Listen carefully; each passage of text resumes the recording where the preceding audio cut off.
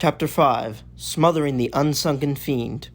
Slammed onto a table are stapled together drawn artworks displaying in detail the steps to destroy this carnivorous fiend. Step 1. Attach multiple strong strings tightly onto the fully inflated donut-hold floaty. Step 2.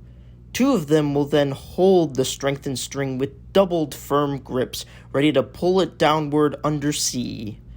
Step 3. Two others will put on aqua gear to descend into the pool surface to distract and guide the creature to the whirl part of the pool to be whipped up toward the floaty. Step 4. The raft will then proceed to push the fiend onto a cornered wall, with all four forcefully strangling it with the stuffed air inside the holes of the donut. So we're going to tell you guys now, instead of on paper, who should do the tasks written on these pages.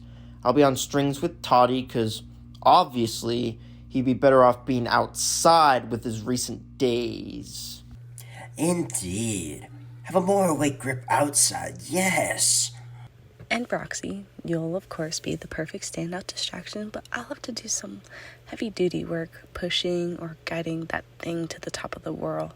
So us twins need to look out and think alike for each other in this situation. I'll for sure be a rock star sister to perfection and protection. And so will you, Days. Thanks, Roxie Rocks. Lots of love and peace with us siblings. Well then, time to group up and gear up to get this monstrous motherfucker. The raft proceeds to be lifted on top of the water, being hung by strings held by Eli and Todd on opposite ends. The Dunn sisters then dive their bodies straight down with their goggles and protective swimsuits, not making much of a splash purposely. Both twins then swim at an approximately planned distance, with Roxie closer to the creature to create a diversion by doing distracting acrobatic swim moves, distorting and stretching her body while making bubbly noises. The entity then veers to her direction and dives directly downward, with Daisy then sneaking behind as Roxie plunges upward, where both proceed to pull the fins and tails on the soft parts dangerously close to the spiky sections. They land near enough in the floaty sphere to thumbs up the guys from below and splash across to the other side before the rafting net can catch them too. But the boys then lunge it deep down, catching its fins through the hole. However, its tail is caught stabbed onto the string on Todd's side. This tail's dynamically striking whips proceed to pull and then plunge Todd downward, knocking him face first below. A nearly unconscious Todd somehow sees with his battered face that he is being dragged by the fiend's teeth on his feet. Todd then senses the summoning of the Whirlpool portal, painfully attempting to pull his feet off the clutches of its fangs. He, however, thankfully finds Roxie's smooth palms clutching his in firmly loving grips, with Daisy holding her feet behind and Eli holding hers, passively pulling at the very end of the line. Todd then, slowly in a struggle, is able to glance at the dreadfully solemn yet still stunning face of his gorgeous girlfriend. He proceeds to make a slow gesture of advancement towards Roxie, proceeding to mouth words unintelligible to her. Todd also attempts to salvage one final kiss before it is inevitably cut short when he passes out and onto his naturally nearing death. His body is then lunged out of hold of his friends, proceeding to be taken into the twirling threshold before being decidedly unworthy and mangled by the monster when useless.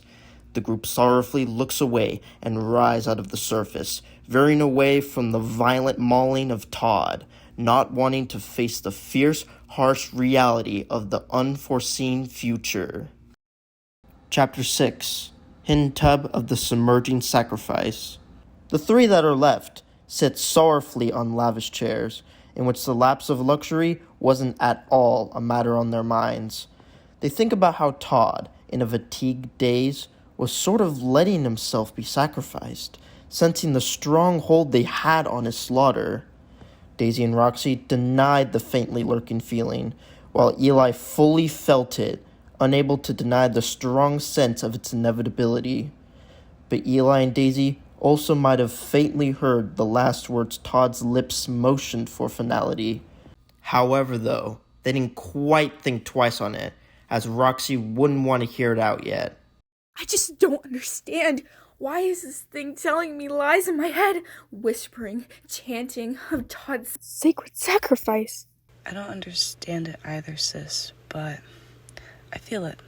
The unstoppable inevitability that he Had to die. The sense is strong with me somehow. They all want me to know and tell it to me very loudly. And I hate them for it, for burdening me with all this knowledge and killing the friend I've known the longest of all. But the truth is that there was no beating them in their brutal, forceful fate for him. No, he was predestined to die the moment he stepped through that wormhole. No, I refuse to believe that he couldn't be saved. I was on the verge of veering him back, but clearly you couldn't be bothered to pull him further back in because you're letting him go, crap. We cannot control our cursed futures here. We are all at the wills of these underworld monsters who might very well be obeying the laws of some of these ghosts of the past that have been sensing around here.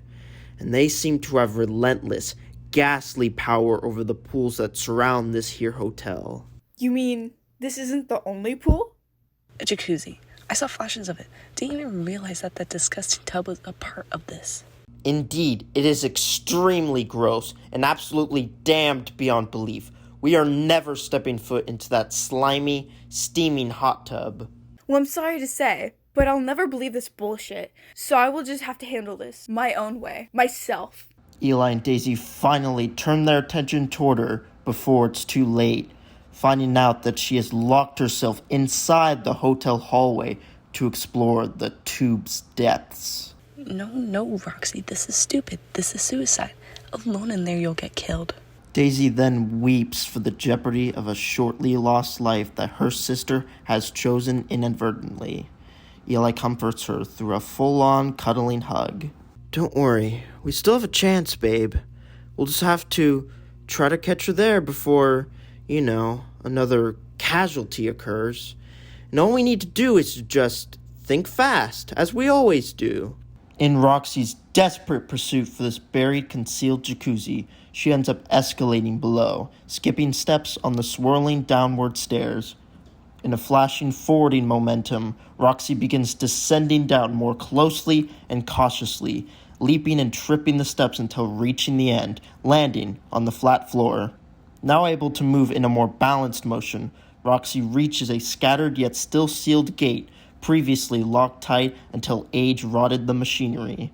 Seemingly within the ability to open it with ease, she soon lightly budges the barrier, causing a wide release of smoky steam, fogging her view until she blows it out to clear out this blurred viewing.